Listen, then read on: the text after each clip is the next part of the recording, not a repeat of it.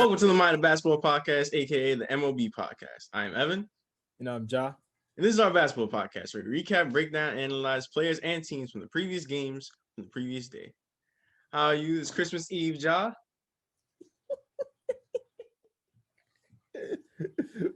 I'm chilling. Oh, why was you pointing at me? I know you must be pissed right now in a way. I'm not as mad as you would think.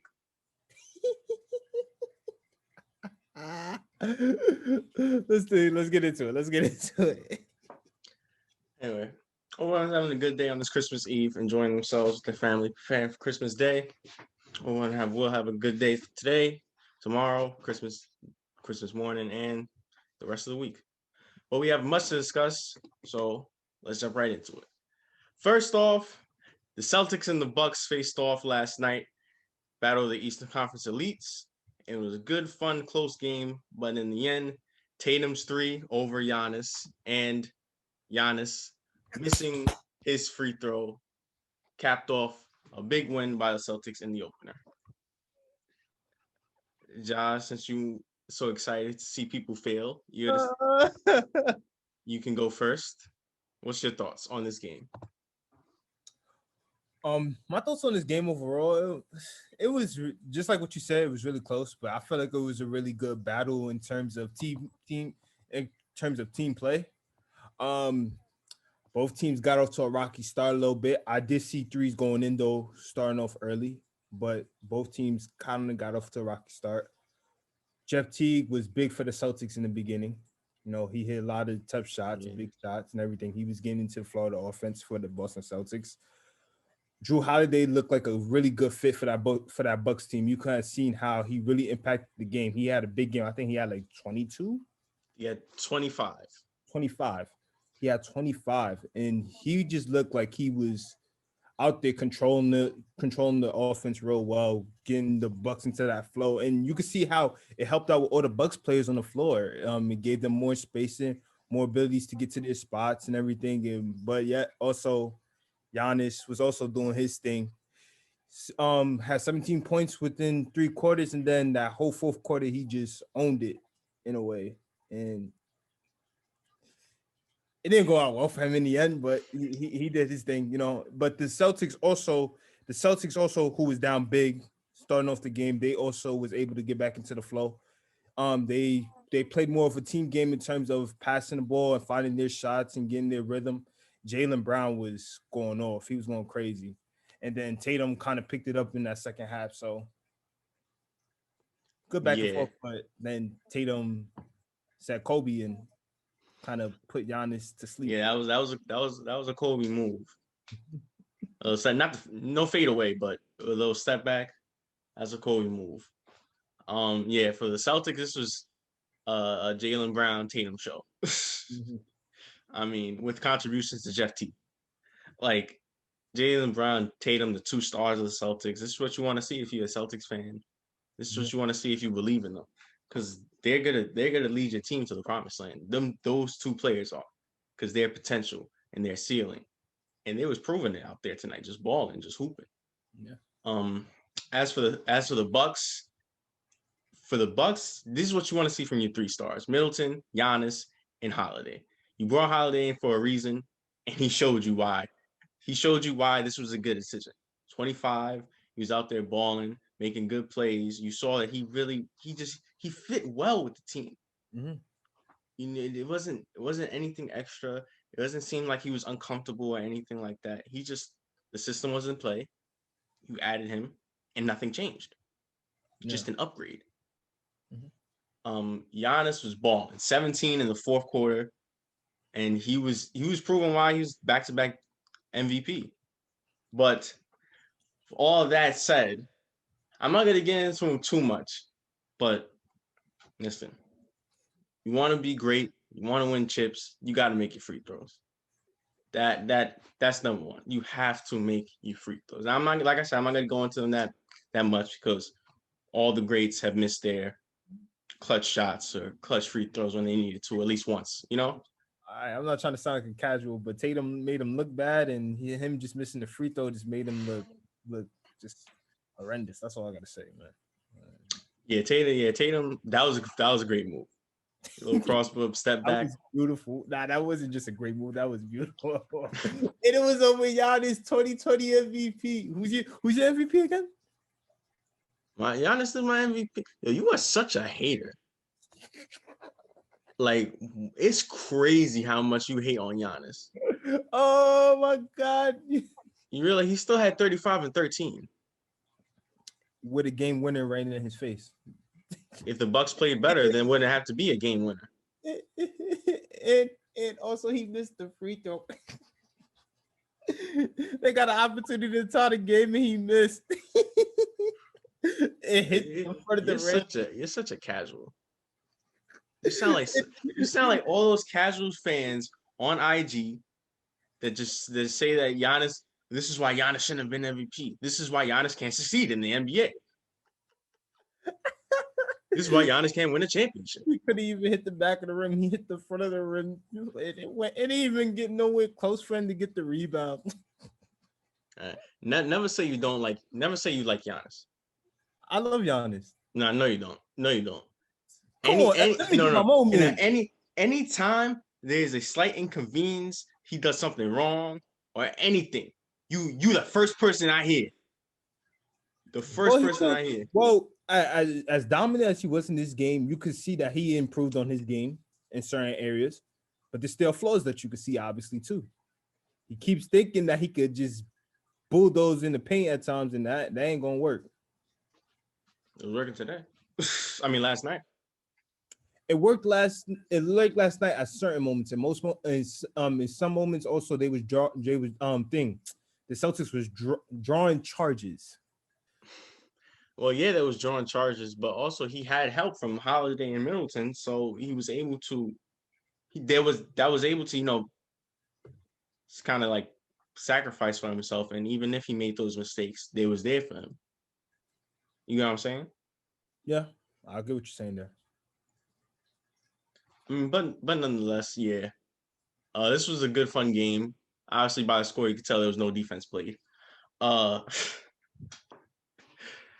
But fast pace, high octane offense.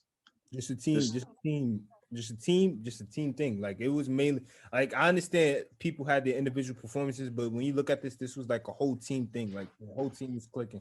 Yeah, and the stars came out to play also. But yeah. But Giannis, you gotta make your free throws. Got to go back to the gym, work on your free throws, and next time don't get crossed up by Tatum. All right. Next, we'll talk about the Suns and the Mavericks game. Two dark horses for in a lot of people's eyes: Luka, Devin Booker, CP3. Porzingis was out for this game, however, but it was still a good, entertaining game. And the Suns taking it after getting a lead late in the fourth quarter and just maintaining it. So, your thoughts? To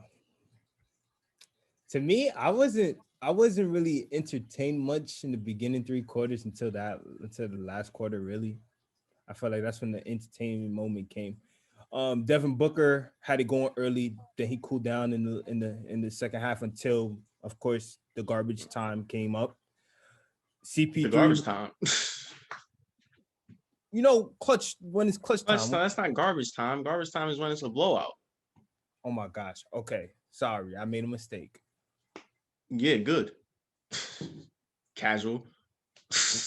You're lame. That's all I gotta say. As you get talking shit about Giannis. Why you gotta be mad? Why you gotta be mad? Talking shit about Giannis.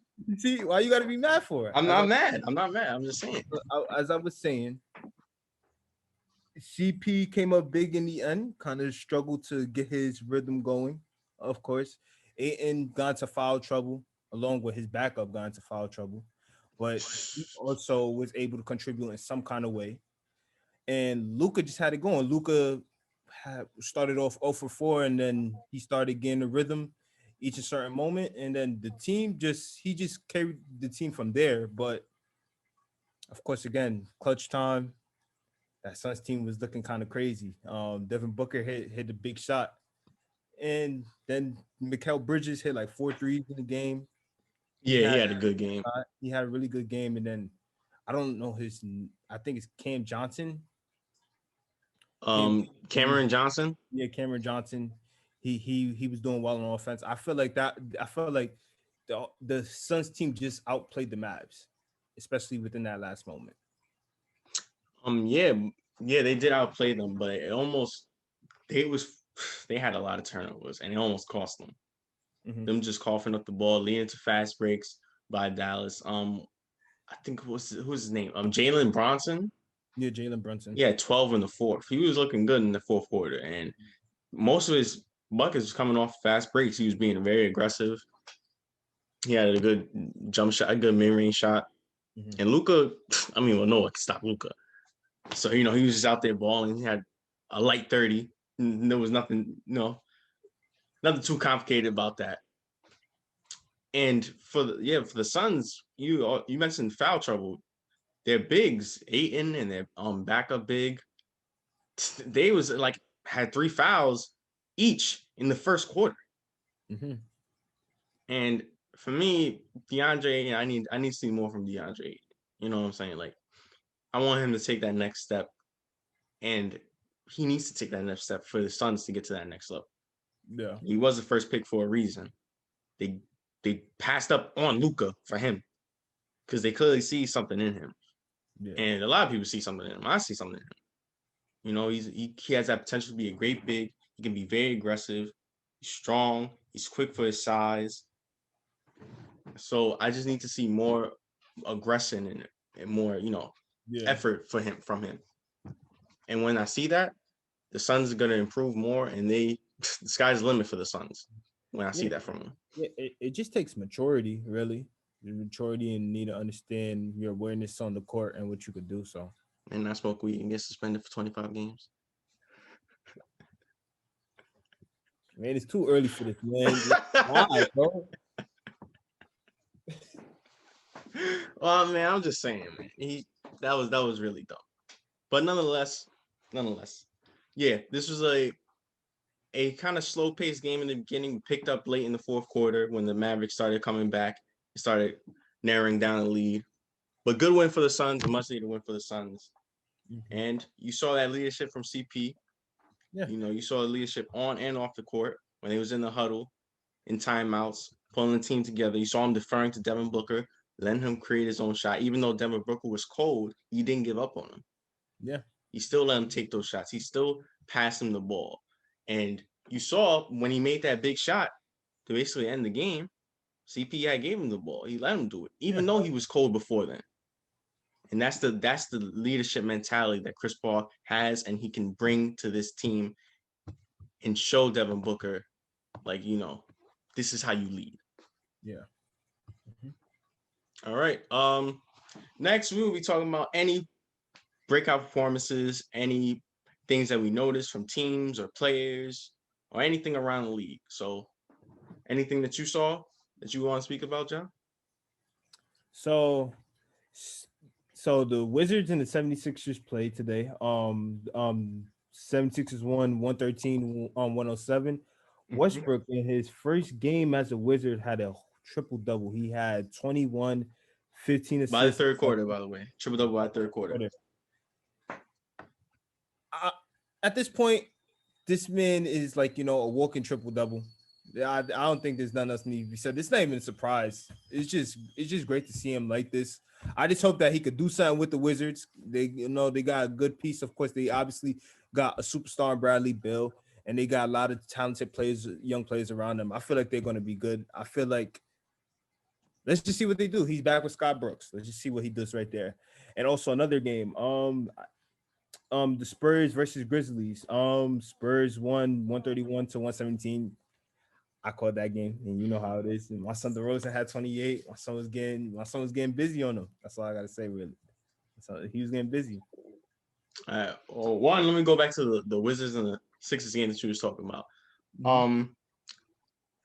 You saw, even though Russell was doing this thing, you saw Beal was still cooking at 31. Mm-hmm. He was still out there, very comfortable, and I like that. I really think that backcourt can really be special for them. Yeah. But nonetheless, of course, Russell got a triple double, but it lost. So it just it points to the narrative that hey, he's toxic and he can't win, and he's a stat patter, and all he cares about is the stats. So yep, the casuals are right in this one. Yeah, you sound like a pawn. Stop! Don't ever call me. And as you was real quickly about the Spurs and the Grizzlies you was talking about. You didn't mention DeRozan and all that, but you left out one key thing that happened. Now I'll go over it now because you messed up because you was so horny about DeRozan. Don't do that. So I'll talk about the rookie of the year, reigning rookie of the year, Ja Morant, who dropped 44 lightly. Nothing too complicated. He still lost. That's because he didn't really have help though. I told you what I told you about Jaren Jackson with him being injured. But I feel like Dillon Brooks and Brandon Clark and Jonas Valanciunas can help him get there at least. Maybe not this game. It didn't, they didn't really help him as much as I would like to. But I think in the games coming down the line, they're going to help him because they helped him last year. Even if Jaren Jackson was in the lineup, they were still valuable to him. Brandon Clark did finish 4th in Rookie of the Year voting for a reason. They're still valuable, but I'm telling you, Jaren Jackson is a really big piece to that team, especially them being so young still. He has a tremendous impact compared to those guys. That's the reason I'm saying. I'm just like, I can understand where you're coming from when saying that point, but I was like, again, if you want them to make this playoff push to be one of those surprise teams, they're going to need Jaren Jackson. They're going to need him. Right. And I believe that, but I understand that, and you're right. But I think that these players can keep them in the hunt until Jaren Jackson comes back. Okay. That's all. That's all I'm asking for them to just stay in the hunt. That'd be the 8th seed, but you could hover around the 10th, 9th, 11th seed. Then when Jaren Jackson comes in the middle of the season, it's perfect. Yeah, but there is the playing games. Exactly. So that's all I'm asking for, and that's what I believe. Yeah. But one thing about Ja Morant that I wanted to say. Did you notice Ja Morant, his floaters and his runners? It's like if Tony Parker had more athleticism. It's not as smooth or as quick as Tony Parker's, but it's aggressive. Yeah. It's like no matter who's on him, he can easily just get it over the top of them. He kind of stops abruptly. Yo, I swear, watching him, right? Yo, it's this beautiful move that he does. I think he does like a crossover hesitation, and then he looks like he's about to power jump. Like, I don't know if you noticed. Yeah. Like, I think he did it against the T-Wolves this in the preseason, but like the way he just holds, it's just like, it's like, he put in a lot of, like, obviously he's always been putting a lot of gym time. Yeah, he's been putting a lot of gym time, polishing that up, and it looks like as if it's second nature to him. It looks so beautiful the way he moves when he does that kind of move, like, you know what I mean? And just like what you said, his floaters and runners have been just looking like he's more poised and under control in a way, and it makes him have a better feel for that kind of shot. And he's just going with the flow. I will admit, he did have 44, so he did go crazy. But I'm just saying, yeah, he's really special to watch. He's really special to watch. Of course, we've been through this for a long time. Yes, he is. All right, what I wanted to what you was gonna say? Still got beat. Yeah, sure. By DeRozan. He's gonna be a better player than DeRozan. But what I wanted to see. What I wanted to speak about his potential, his ceiling is higher. His potential is way more. His potential is way more, but don't say it like that. Anyway, I wanted to say is, did you notice that the Magic beat the Heat? Oh yes.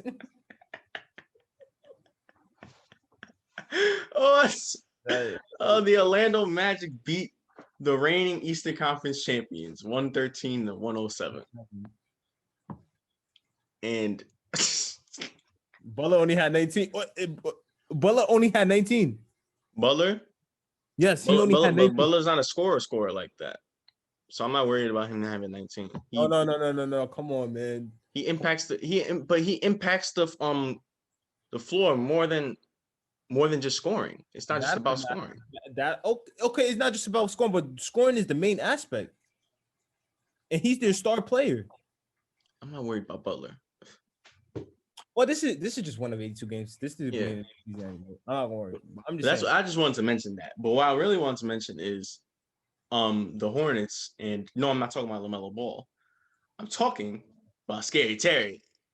You saw 40, 41. 42. Or 42. He was balling. Mm-hmm. He was balling. I mean, he looked like his 3-point shot improved. He was aggressive on the fast break. I mean, don't show Eric Bledsoe that video. He might get nightmares again. Drew Bledsoe.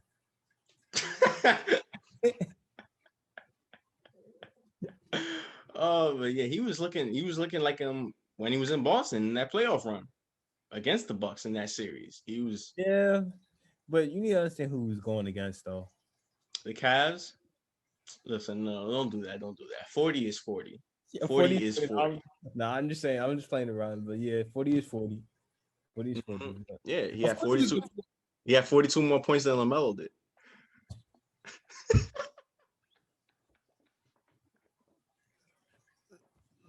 Leave LaMelo alone. Hey man, LaMelo had the same points as me and you did. So that means we're on the same level as him, I guess. I guess so. But I mean, even though I don't know what's up, they both Ja and Terry both scored 40 and they both lost. I don't know what's up, but I wanted to mention the 40 points because in the league now everybody scores 40, but it shouldn't go overlooked. 40 is 40. Yeah, it's not an easy thing to do. Wait, something else that shouldn't be go overlooked is that Hayward, he had 28 in that game. Mm-hmm. And something else shouldn't go overlooked is Colin Sexton. Yeah, he had 27. Mm-hmm. And he was balling, and he led his team to victory, and that's what matters the most. Yeah. But all right, what you gonna say? I said underrated. Yep. But all right, now let's get into tomorrow's much anticipated matchups on the Christmas Day games. 5 games to talk about. Let's give our predictions. So let's go, Ja. First game, Pelicans and the Heat. Who you got? Pelicans. I got the Heat. I think they got to bounce back. The Bucks or the Warriors? Bucks. I got the Bucks too. Nets or the Celtics? Mm-hmm. I would never go against KD and Kyrie, so you already know who I got. They're not going 82-0. They're not going 82-0. 72-0. They're not going 72-0, but still, I'm not going against them. I got the Nets. I got the Nets too. The Mavericks or the Lakers? Lakers. Lakers too. And lastly, the last game of the night,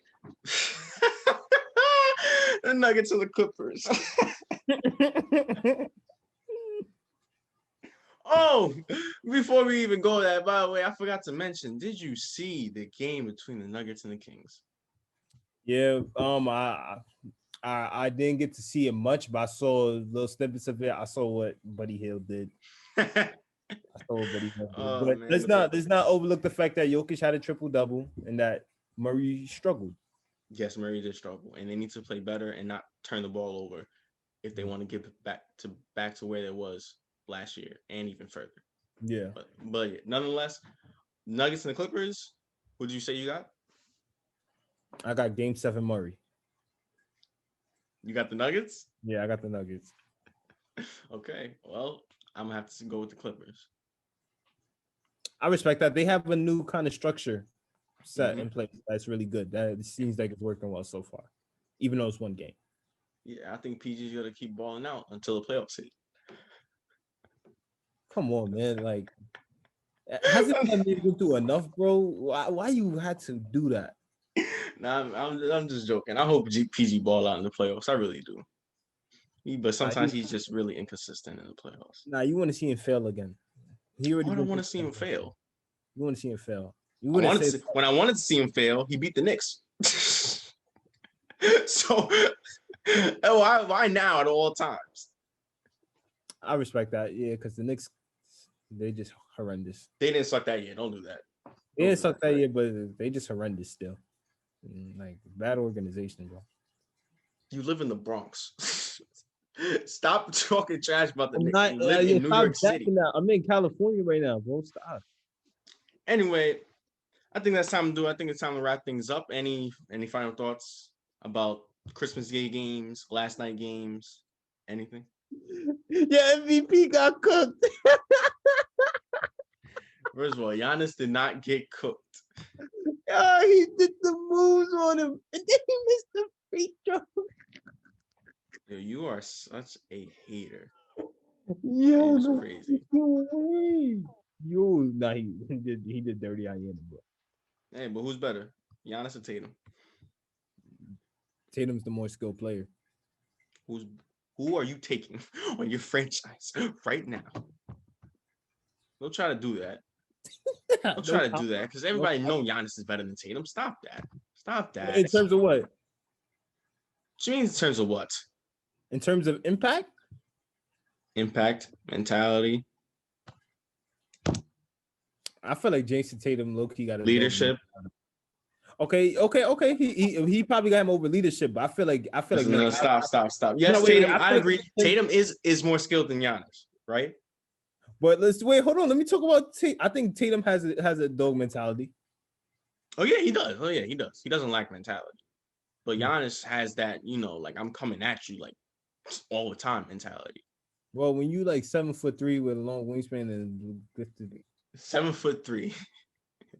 First of all, we saw a lot of 7'3" people not with that same mentality. If I seen the beat had the same mentality, he would be a lot. Oh, yo. Like, what are you talking? Don't do that. Don't do that. Don't act like casual. Stop getting all your information from Matt on Instagram. But Matt helps me out. Get your own thoughts. I do have my own thoughts. Yeah, sure.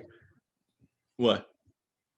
Okay, look, all I gotta say is just wait until the postseason. I feel like they're gonna face each other in the postseason. Just wait until the postseason. We see who's gonna be better. Well, we'll have to wait and see, and we have to wait and see if they even face each other in the postseason. All I know is when they did face each other in the postseason, it was Giannis dunk. Giannis dunk. It was a Giannis dunk over and over. All his clutch shots were dunks. I see how you moving. Stop him. He was still young. Nonetheless, what? He was still young. So was Giannis. And guess what? He was MVP. Back to back. He's 4 years Best player of the year. year. He's 4 Put some years respect on his name. Okay, whatever. Put some respect on his name and stop hating. That's all. Can you do that? I'm not hating. I'm just being honest about what the evidence has shown me. Well, the evidence shows you that Giannis is gonna be is already a beast, and if he gets better, it's a terrible sight for the league, and you know that, and that's why you're scared. It's gonna be a scary sight for the league, and then it's gonna be also that Tatum's gonna make every shot over whenever it's clutchness. I'm not worried about Tatum. All I have to do is get Bam to block him again. All right. With his fingertips. And all I gotta get is Kawhi to guard Giannis. That's it. That wasn't Kawhi. Don't do that. Put some respect on Nick Nurse. But nonetheless, we talked enough about Giannis and our debate about Giannis. So I think that does it. Thank you guys for watching, tuning into this episode. Make sure to tune into December 26th, the day after Christmas episode, where we recap the Christmas games. Make sure you like, share, and subscribe. And once again, I am Evan. And I'm Ja. And this was the Minor Basketball Podcast.